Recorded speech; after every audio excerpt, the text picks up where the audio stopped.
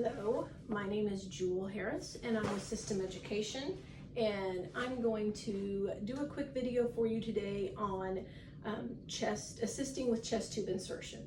So the nurse's role when assisting with chest tube insertion is to help gather supplies that the physicians might need, just to help the physician connect the chest tube to the chest drainage system.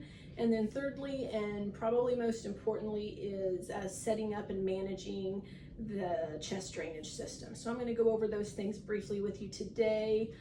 First, I do want to mention the chest tubes we have are a tapered chest tube. So they come out of the package like this. And the purpose of that is they are able to be inserted during thoracic surgery from the inside and threaded out. That's why they're tapered like that. We're going to be, most of the time, obviously putting them in from the outside in the emergency department. So either right before or right after the chest tube is inserted, the physician will cut the tube at the widest point, at the largest width, and that will obviously make two pieces, and that will allow us to connect our connector to the chest drainage system tubing. So that's the way that works. So in case you were wondering why those are tapered, that's why. Another type of chest tube you might see in the emergency department is the pigtail style of chest tube, if the physicians think that's a better option because it's less invasive and they don't anticipate a lot of drainage. It's definitely smaller, more comfortable for the patient, and less invasive. So those come in kits like this.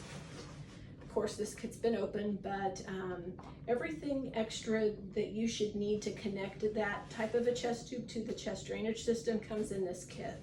So I'll just show you briefly. This is the actual chest tube. So you can see it's a lot smaller, more flexible.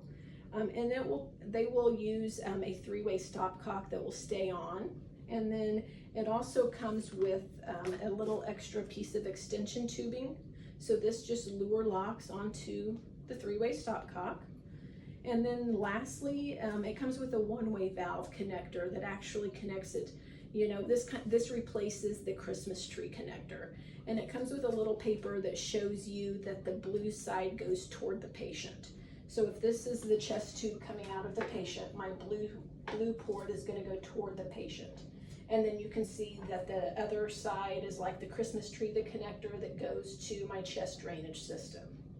Okay, so once you get that part done, it's all the same. No matter if you use the traditional chest tube versus the pigtail, but just these few little connecting pieces are a little different with that pigtail. So hopefully that helps with that piece. So once we get the chest tube connected to the drainage system, we have two different types of drainage systems. We have the large, more traditional one that is also atrium, and there is a video that I posted from YouTube in this PowerPoint. So if you have not watched that video, go watch it. And I'm not going to repeat all of that. I'm just going to try to cover the differences between the normal large one and the small mini one. So the mini one only holds 500 mils, and I think that LifeFlight would rather if you think the patient's going to need flown, they would rather have the mini one. Another big difference is the mini one does not take water in the water seal chamber. So the large one, comes with a syringe full of sterile water that you insert into the water seal chamber. This one, the water seal chamber stays dry. So the disadvantage of that is the assessment portion that comes when we are looking and assessing the chest drainage system. We're looking for titling in the water seal chamber, just indicating pressure changes with respirations, which is normal. And we can also assess that water seal chamber for bubbling, which could indicate a leak. So if we suspect that the patient has a leak and we don't have water in the water seal chamber, we do have some drainage that if we have some output here, we can turn this dry seal kit over on its side and look for bubbling in the water seal chamber. And that would indicate that there's a leak. And then of course we would turn it back upright.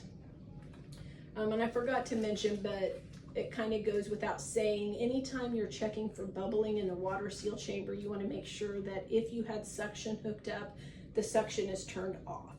Because anytime a chest tube is hooked up to suction, there should be water or bubbling in the water seal chamber. That will cause the bubbling. So both the large and the small kits can be hooked up to suction if the doctor prefers, or they can be left to a water seal, even though this doesn't have water in it. If we wanted to hook up to suction, this one, there's a port that says suction. It goes, you just hook up regular suction tubing there, and there's a similar port on the large ones. And then the other key to remember that I honestly recently learned, I didn't remember learning this in the past, but when we're hooking these up to suction, they should be hooked up through our canisters, not directly into the port, the suction port itself. The suction needs to go through the canisters.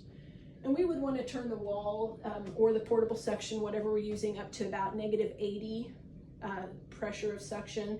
And that will equate to these machines will work at -20. So it'll be pulling 20 pounds of pressure from the patient if this wall is set up to 80. So the large ones, you can adjust the suction. These default to -20. And so if it gets greater than that, there's a one-way valve that gets rid of that extra pressure, so it's not going to harm the patient. But manufacturer says 80 to the wall, and that will be 20 on the kit.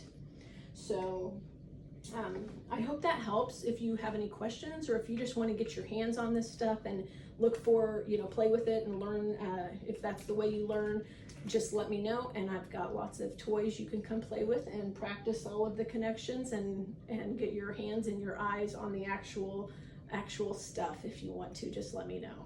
Thank you so much.